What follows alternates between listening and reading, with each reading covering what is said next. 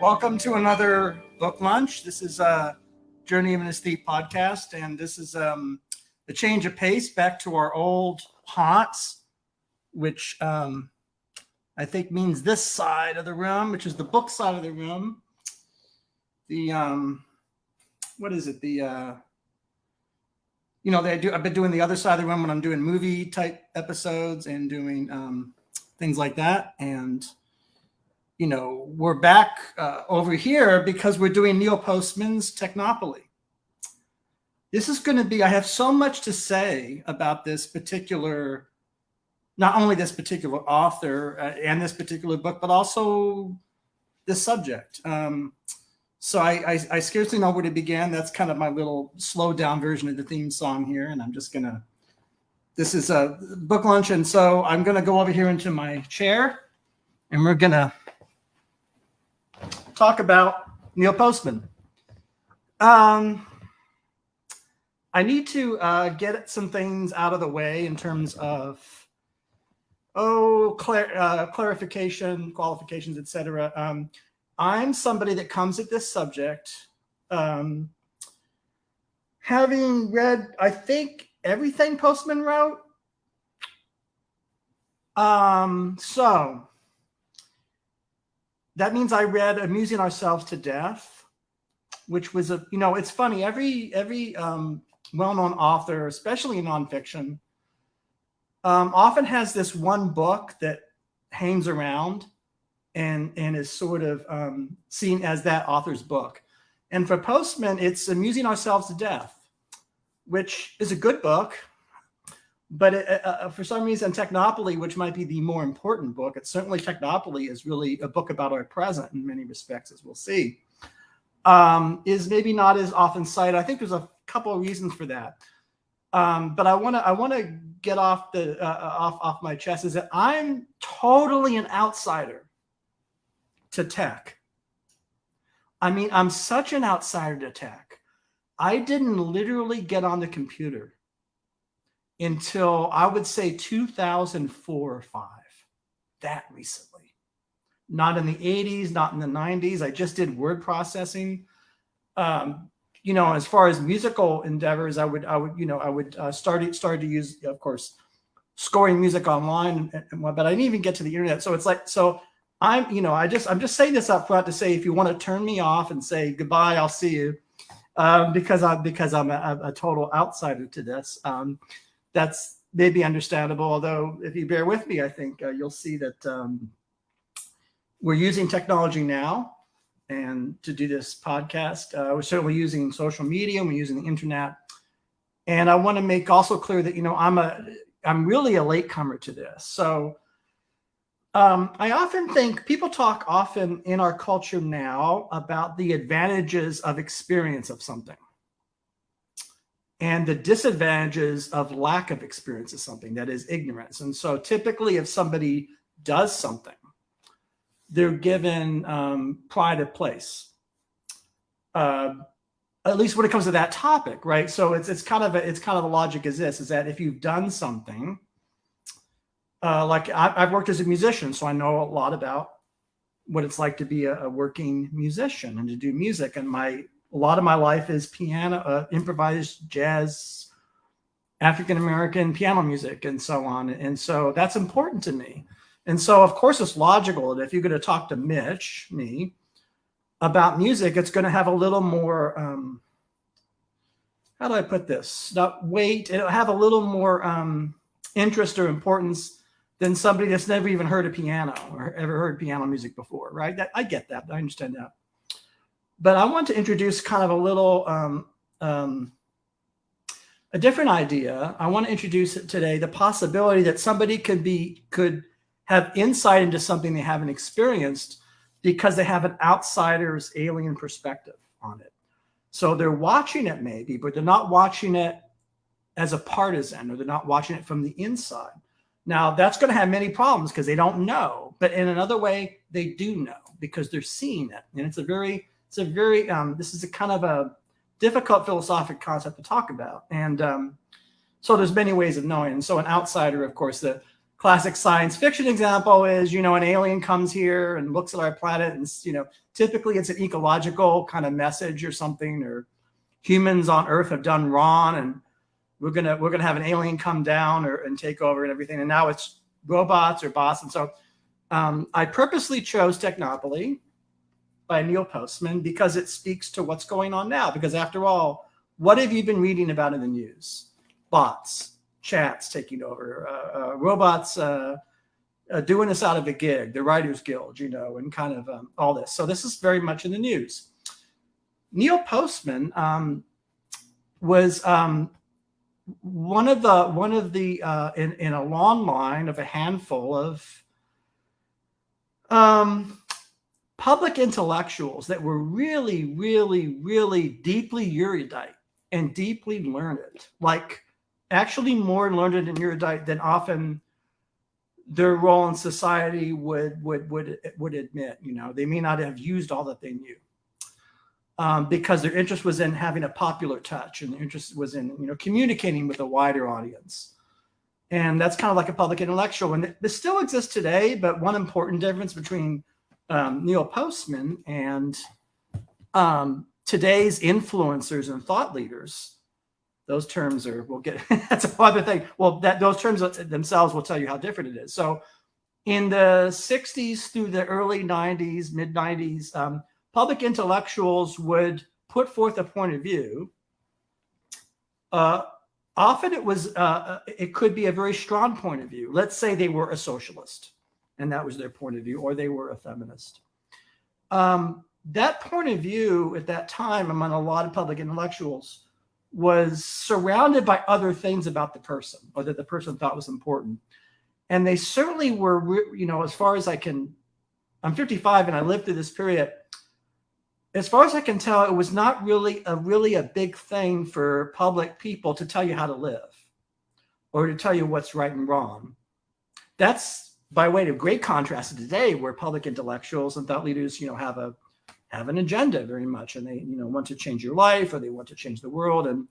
And it's a Postman, of course, is a critic of technology, and he has many devastating attacks on technology. And I'm going to show you clips of him talking in a bit and get into his book, but bear with me here for this introduction, because I just want to get this kind of out of the way.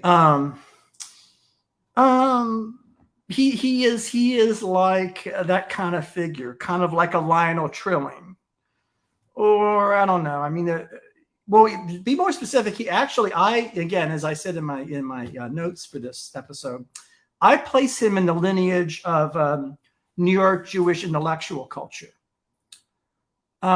He taught at NYU. He even invented his own major, media ecology.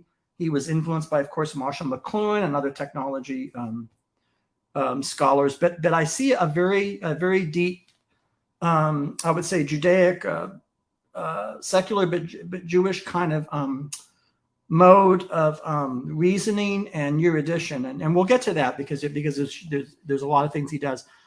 Now, I'm going to start off on that subject, a little, get into this book, start in a very unexpected place. I'm not going to start with a passage about technology or computers and what the dangers they may present, as he says, or not.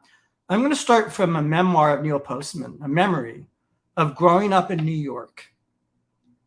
And it's a beautiful passage. It's a funny passage. I mean, Neil Postman is a great humorist.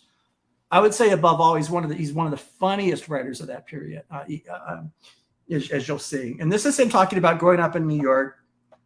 And I should say the context is that he's discussing how, in a technological world, or a technopoly world, which is his term for machines taking over, basically, or thinking machines are more virtuous than anything else, or that numbers and math is superior to anything else. It's another thing he criticizes in this book.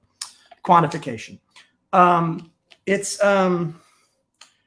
He's discussing growing up in New York City, and he's discussing how when he was growing up, I guess that would be the 50s and 60s,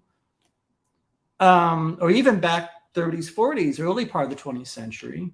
Everybody kind of had a worldview, or rather, there was a worldview that was sort of comprehensible.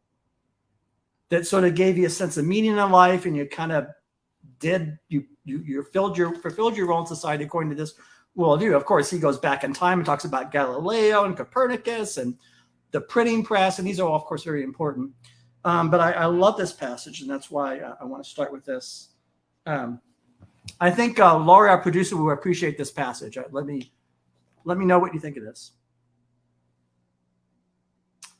He says, courts of law, the school, and the family are only 3 of several control institutions that serve as part of a culture's information immune system.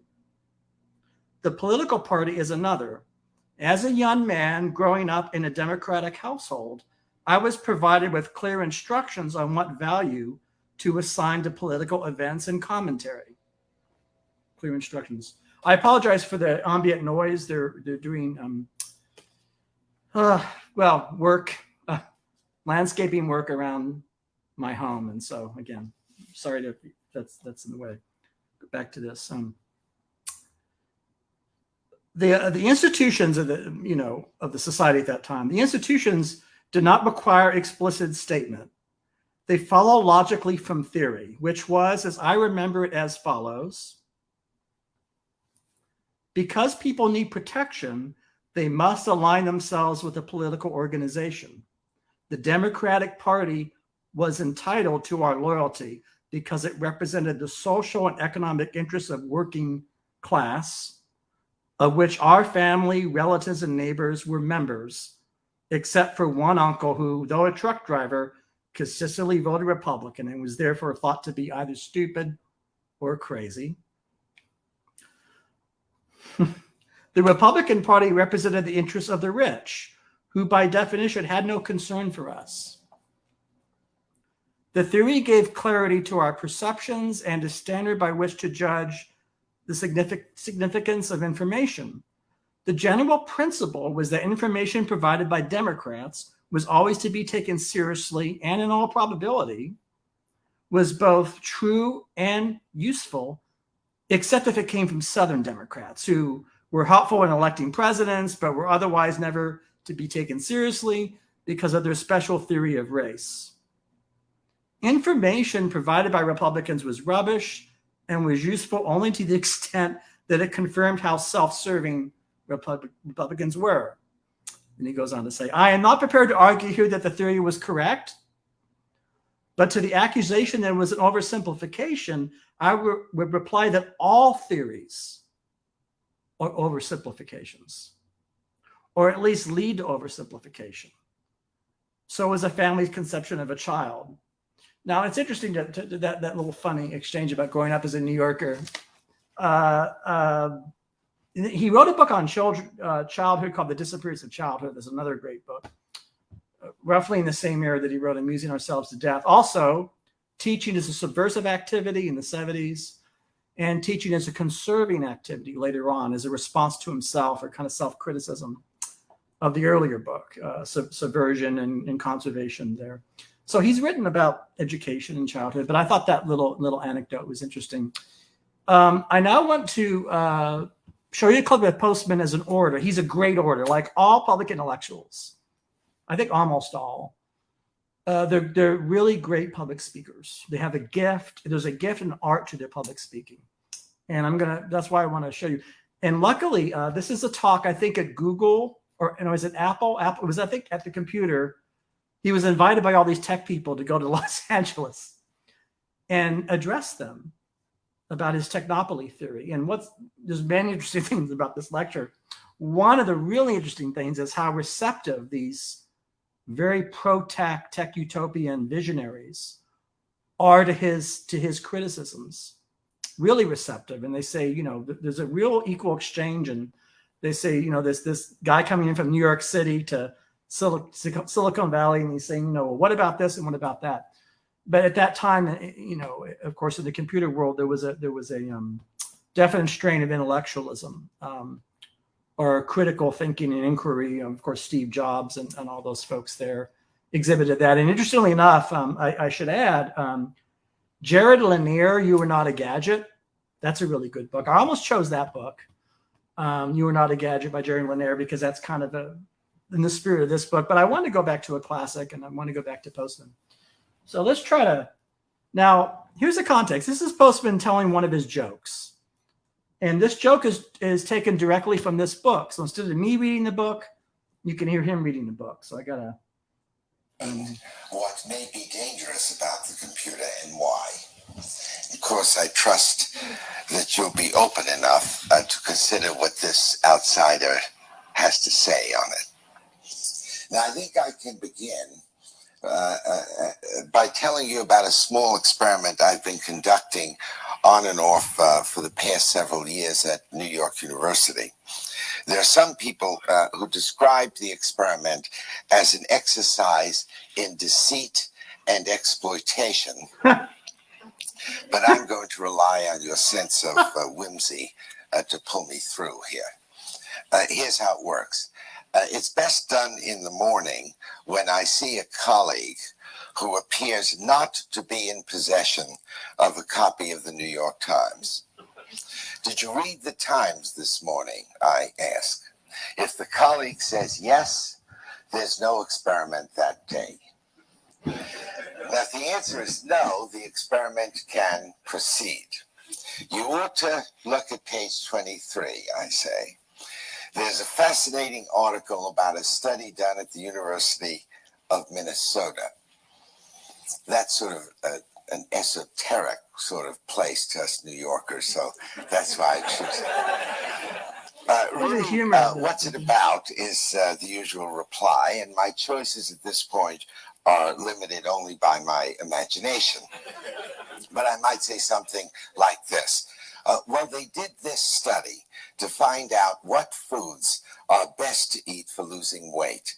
And it turns out that a normal diet supplemented by chocolate eclairs eaten 6 times a day is the best approach.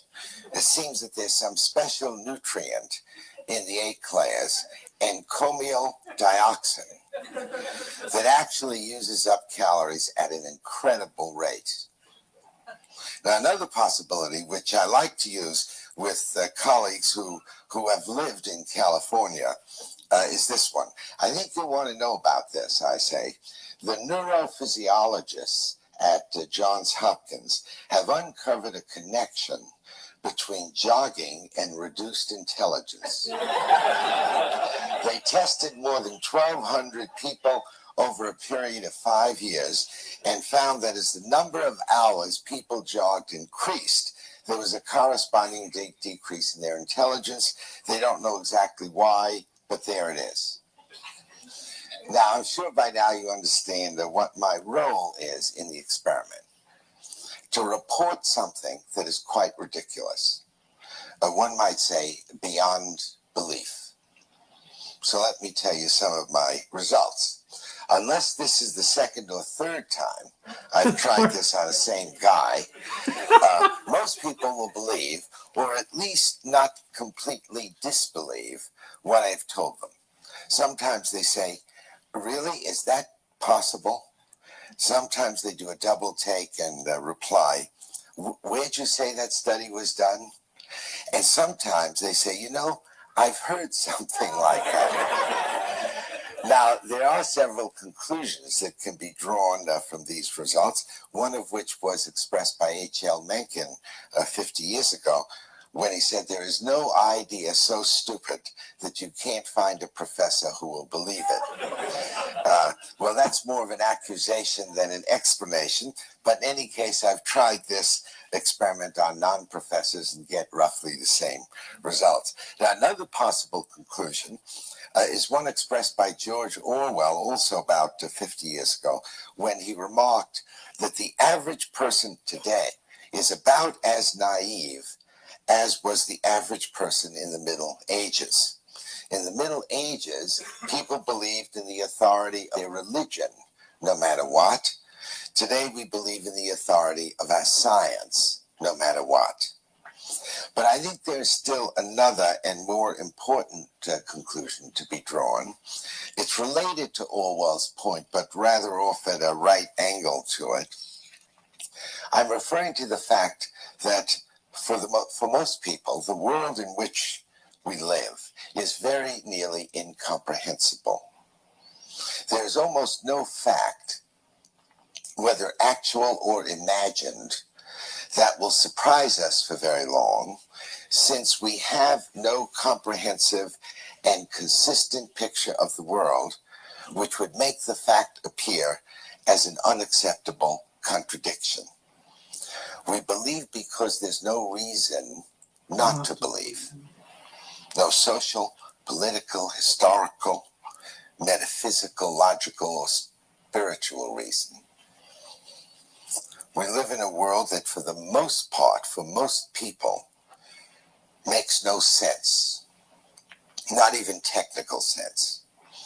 I mean, I don't mean to try my experiment on this audience, especially after having told you about it. But if I informed you that the seats you are presently occupying were actually made by a special process which uses the skin of a pickled.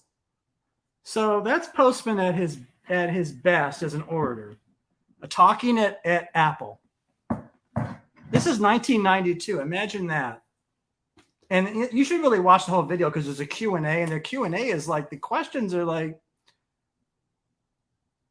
they're more brilliant. Like these engineers are asking him questions, and you think these engineers hated engineering. They're willing to say, well, maybe what we're doing is wrong. And so again, there's a portrait painted now, which is partly true, that these folks, were reckless and naive, and that's true too. But these were all very, for the most part, even though they were biased in favor of science and math, were very, very, very well educated and brilliant minds. There's a whole history of that, of the hippies and John Perry Barlow and all these folks that were utopians and anarchists writing poetry for the Grateful Dead. And there's this whole that part of the tech world, which I have nothing to do with. Again, I got on the computer in 2004. You can ignore everything I have to say. I'm really new to all this stuff.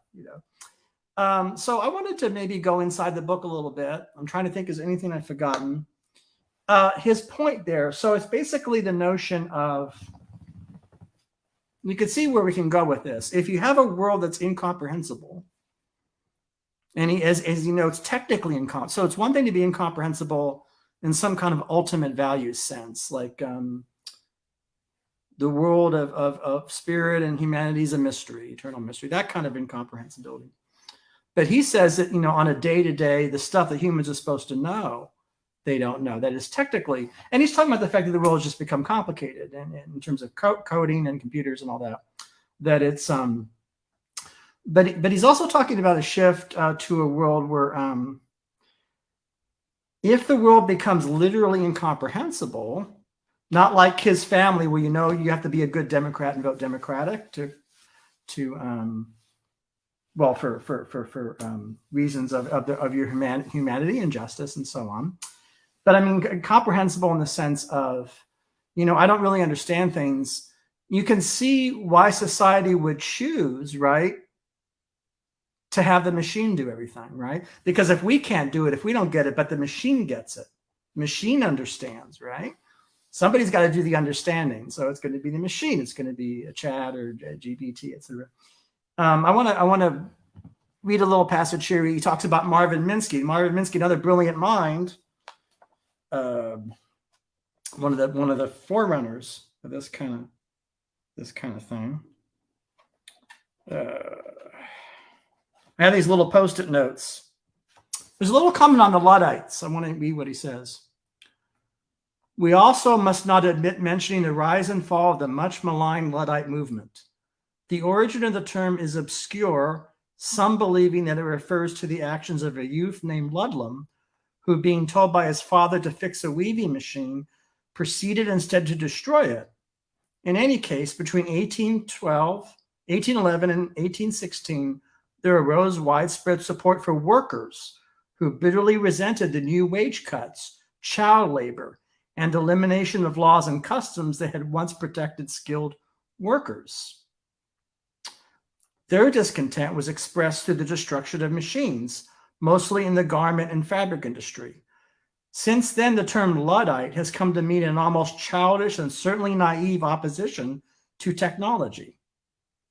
But the historical Luddites were neither childish nor naive. They were people trying desperately to preserve whatever rights, privileges, laws, and customs had given them justice in the older world view. And so that's a little historical thing there about the Luddites.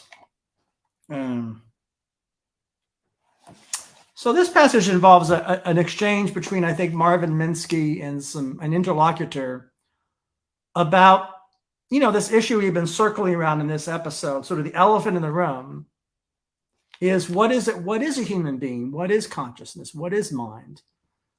To put it bluntly, is it just stuff in the head that is just physical matter?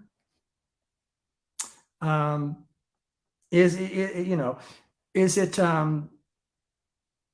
if we take, so I'll ask another question, if we take the stuff in the head, our mind, and we download it, or we take that information and stick it into a machine, does not the fact that it is a machine, that it has the same history as a biological body, make all the difference in the world, such that it really has nothing in common with us, because it doesn't, because it's, so these are all the questions, any of that.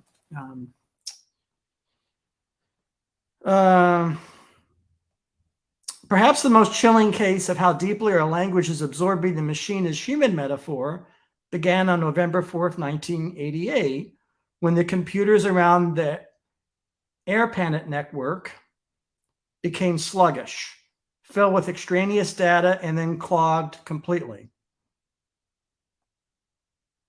This isn't the passage, I'm sorry, I just kind of, that did happen, but I'm trying to find. One second.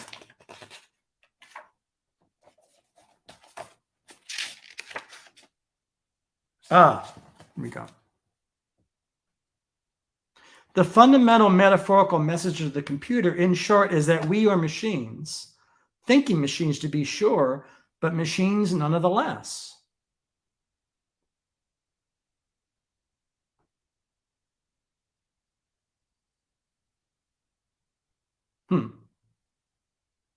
It is for this reason that the computer is the quintessential, incomparable, near-perfect machine for Technopoly.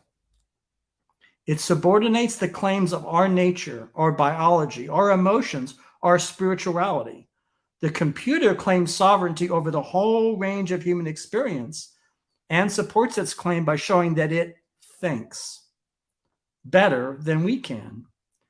Indeed, in his almost hysterical enthusiasm for artificial intelligence, Marvin Minsky has been quoted as saying that the thinking power of silicone brains will be so formidable that, quote, if we are lucky, they will keep us as pets, unquote. An even giddier remark, although more dangerous, was offered by John McCarthy, the inventor of the term artificial intelligence. McCarthy claims that, quote, even machines as simple as thermostats can be said to have beliefs. That means that the thermostat in your home has a belief. See where we're going with this kind of reasoning?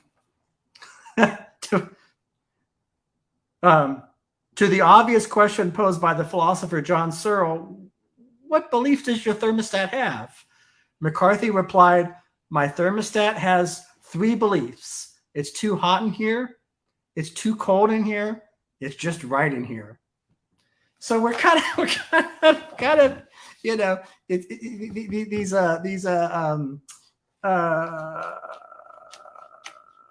notion that the thermostat has beliefs, of course, is what everybody's talking about now, is,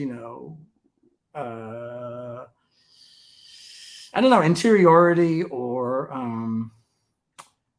exteriority, in these things. And so a book like this came out in 90s, and it's funny. It's Postman, there's some interviews with Postman. There's actually a lot of interviews online with Postman, and he often talks about his feelings about television. And got to find it here, but really interesting. He says, "I love TV, especially the sports." So here's the biggest social critic of the late 20th century being asked about television. "I love TV." See, so he's a critic, but he still loves it. In fact, I think he's fond of Charlie's Angels. There's a long, you have to get my cup here. That's why, especially this cup today, because of there's a Harper's article in which Neil Postman and Camille Paglia sit down together and talk about, I think, Charlie's Angels hair, the hairdos on Charlie's Angels. And I can't find, I had that issue because I subscribed to Harper's back then. But there's a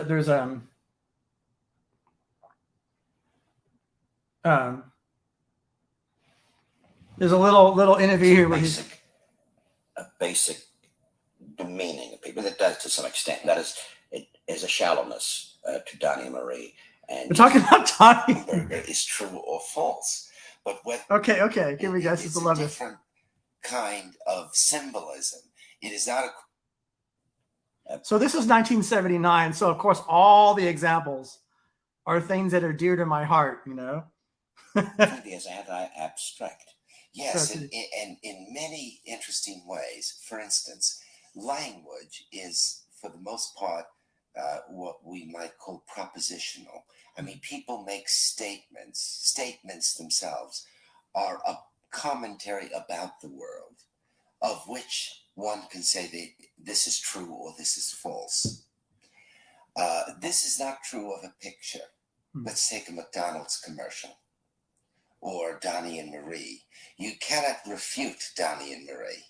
You cannot really refute a McDonald's commercial because it's a different kind of symbolism. It is not a question of whether a particular image of someone eating a hamburger is true or false, but whether or not the image appeals to you or not. So you can like Donnie and Marie or dislike Donnie and Marie, but you can't refute them. But let's get more to the bone of the thing, because Donnie and Marie is a certain kind of commercial program that I should say that's Studs Terkel, the great Studs Terkel interviewing Postman. So that in itself is something. Or Starsky and Hutch on the McDonald's commercial. Starsky and That is a basic demeaning of people. That does to some extent. That is a shallowness to Donnie and Marie. And you're saying listeners and viewers are capable of more than that. But let's take a public television one, see, because you're coming to Sesame Street, for example. You have a question about that? Yes. So I don't want to play too much of that. I want to go back to the book.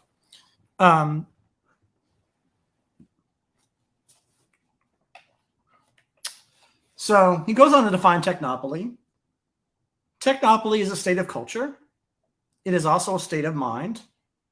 It consists in the deification of technology, which means that the culture seeks its authorization in technology, finds its satisfactions in technology, and takes its orders from technology. Today, we, of course, would say algorithms, right? The algorithms.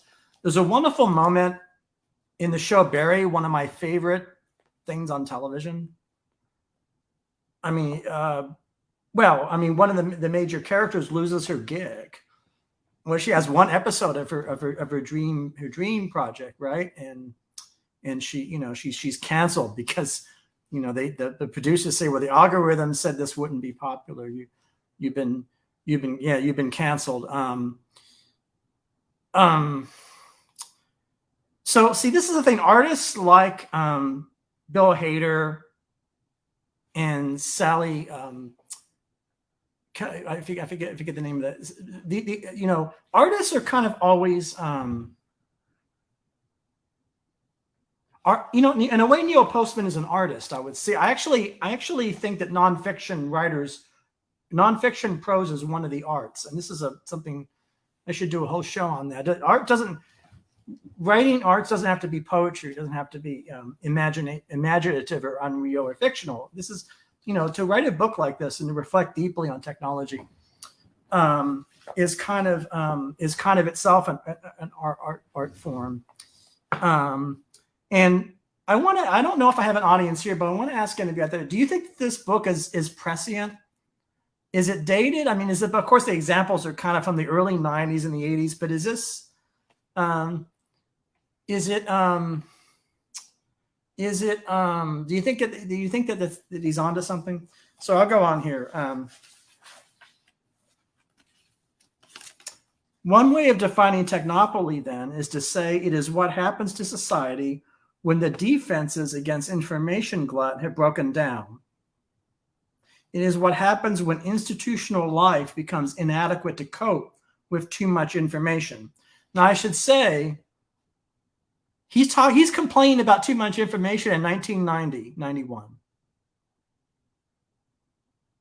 You want to do the thought experiment, go from back in time to then and go to now? Who has more information? Do we have more information today? Are things more crowded today? I don't know. It's kind of, look, it's a book of its moment. Of course, it's a classic 90s book in a certain sense, but it's also a book of our present and maybe even our future. And again, Neil Postman's on record. He says in the interview, I love television. I watch all the sports. He probably watches the Brooklyn, the LA Dodgers. I'm sure I'm dating myself, but whatever the team, the Knicks, New York Knicks on TV or whatever. And he likes that. He probably watched Howard Cosell, and I don't know if he liked Donnie Marie. It's unclear. He says you can't refute Donnie Marie. So that's really interesting. It's sort of like the idea of an image. Let's do something. Let's have fun. What do we got here?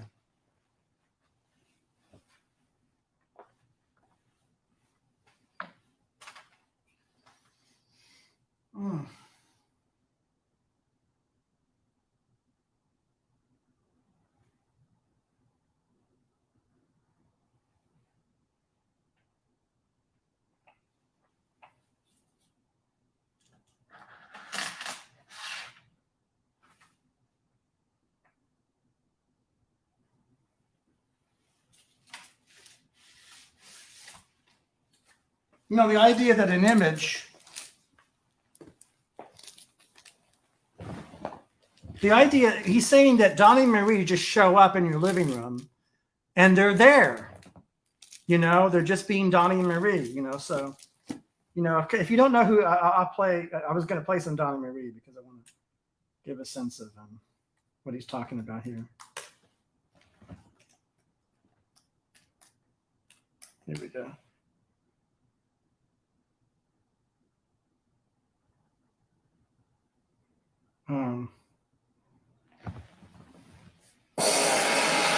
Now,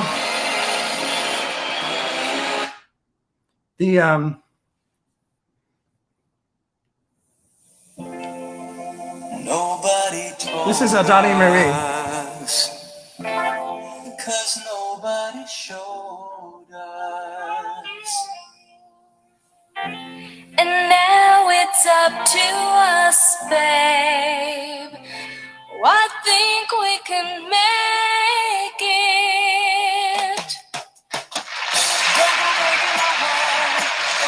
I couldn't if I tried.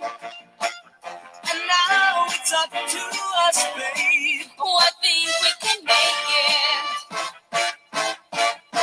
So don't you misunderstand me. You put the light in my life. I don't want to spend enough time on that, but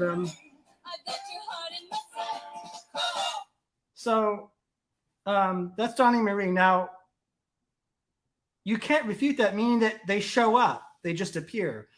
Hannah Arendt, in her book, two books, Life of the Mind, another great Jewish, perhaps the greatest intellectual of the 20th century. Life of the Mind and the Human Condition talks about appearances.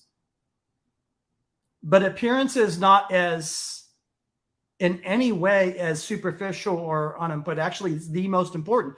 We have to show up. Things just appear. And I guess there's an immediacy of the image of seeing Donnie and Marie, the hair and the that it's kind of overwhelming because it's a picture, because it's an image. And I think I should talk about where I disagree with Mr. Postman dearly. Dearly love, but I disagree with the fact that for him, everything's centered around the book. The book. That's his training. That's his learning. The book is central.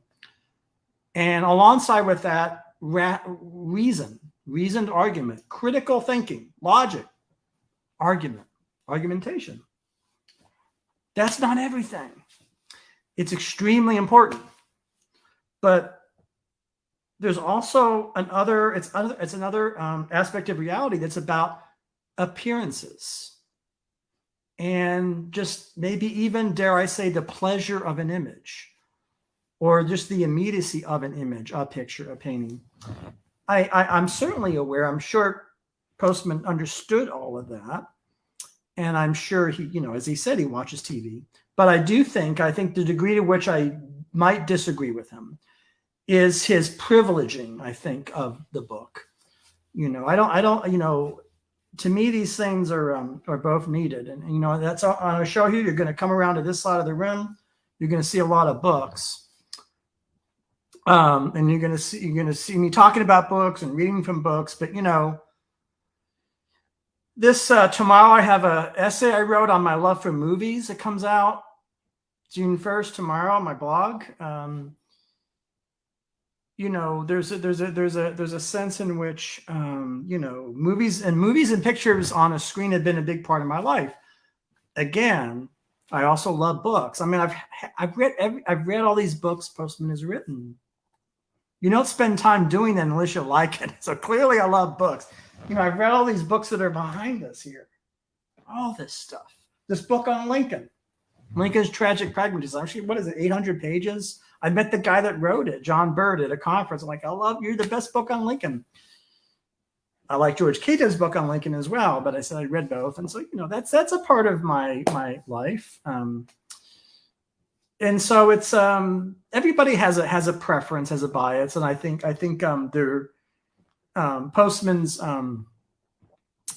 Postman, I might part company with him if he makes the book everything to the end all and be all, as he himself knows, right? Because there's a long history where he talks about how the printing press, as great as it is, took away power from orality, or speaking and dancing and performing.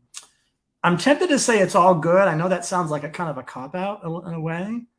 And I think we all have our preferences or biases. I mean, that's kind of what makes us human, biological creatures, I think.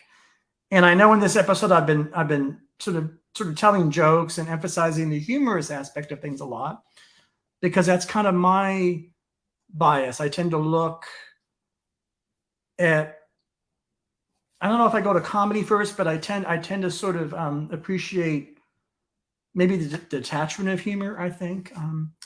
But the things that we're dealing with today, with as far as computers go, are probably maybe gravely serious, perhaps, and probably we don't know. Again, we make our best guess.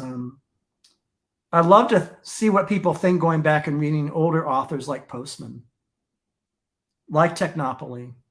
I think we kind of do live in a Technopoly, but what I want to say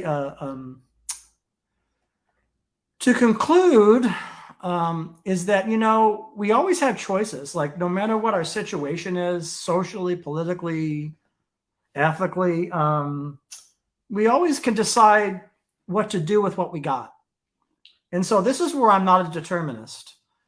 I'm not a technological determinist. So in other words, there's nothing about, Marshall McLuhan famously said that the medium is the message. That is, content is form, right?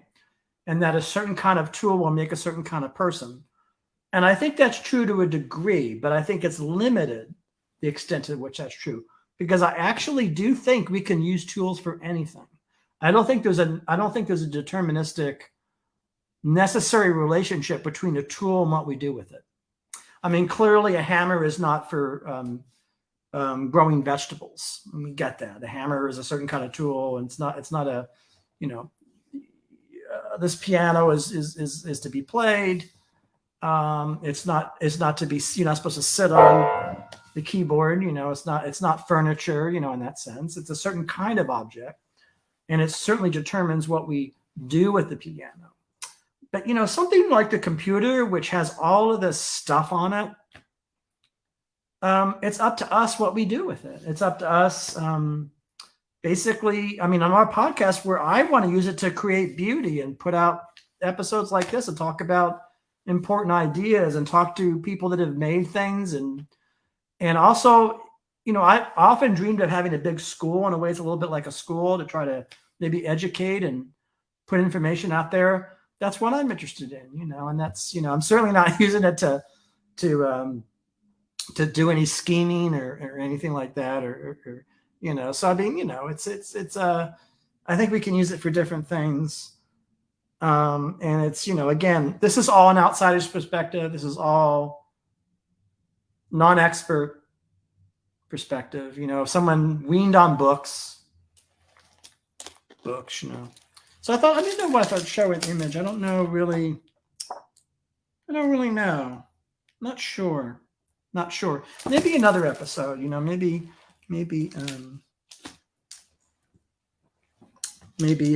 next time.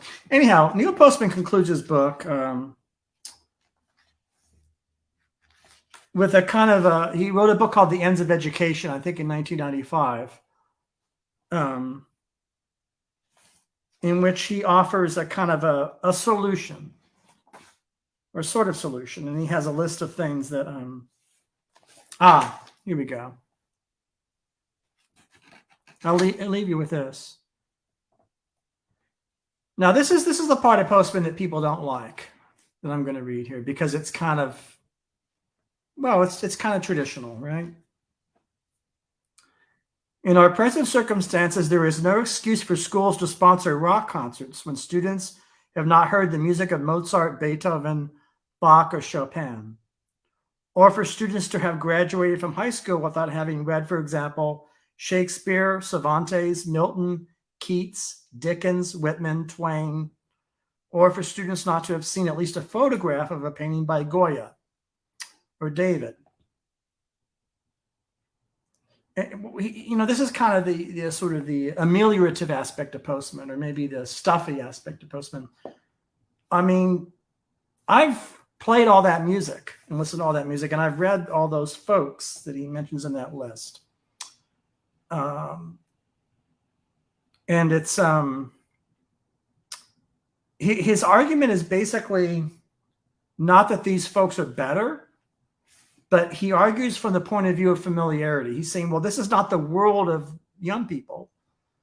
That's all the more reason to read them, because it's not their world. So I guess he would say that you teach things that people don't know. So you don't teach relevant art or art made by people like your students. You do the opposite. You teach them the quote unquote unfamiliar, something from 200 years ago, because it's less familiar. And I'm not going to weigh in on that. I mean, I'm not. I'm going to say those people he mentioned are all great folks, and they're better than some other people you can mention. But I certainly am not in any business here to tell. He was an educator. He taught at NYU and he taught school, and people that are in education have strong opinions about curriculum and all that, as he did. And he talked about the need for narrative. So in The Ends of Education, he said, Spaceship Earth, we have despoiled the planet. How do we heal the planet? Fallibility, that's another one. Inquiry. We're humans are flawed. How do we check ourselves and not be arrogant? Those were two of at the end of his life, those were two of his suggestions. So maybe I should stop there. Another great public intellectual, Michel Foucault. We have an episode coming up next month, with Michael Berendt on Foucault. And so it's interesting, Postman, Foucault, very different, but also both both really brilliant minds, and they might have something to both misunderstood, I think, in their own ways. And that's coming up, and I'm excited about that. The movie essay, love movies, tomorrow. I'm going to sign off. I'm a little bit tired, and I'm gonna probably rest or maybe have lunch or something. I don't know. But thanks for joining me on this book lunch, and I will see you soon.